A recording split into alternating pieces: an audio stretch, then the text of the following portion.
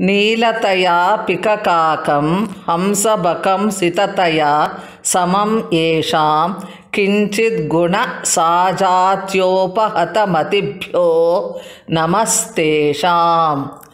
ಆರ್ಯಾ ಸಪ್ತಶತಿಃ. ಕಪ್ಪಾಗಿರುವುದರಿಂದ ಕೋಗಿಲೆ ಕಾಗೆಗಳು ಸಮವಾಗಿವೆ ಎಂದು, ಹಾಗೆಯೇ ಹಂಸ ಕೊಕ್ಕರೆಗಳು ಬೆಳ್ಳಗಿರುವುದರಿಂದ ಅವೆರಡೂ ಸಮವೆಂದು ಯಾರು ಭಾವಿಸುತ್ತಾರೆಯೋ ಸ್ವಲ್ಪ ಗುಣದ ಸಾಮ್ಯದಿಂದ ಬುದ್ಧಿಗೆಟ್ಟಿರುವ ಅಂತಹವರಿಗೆ ದೊಡ್ಡ ನಮಸ್ಕಾರ.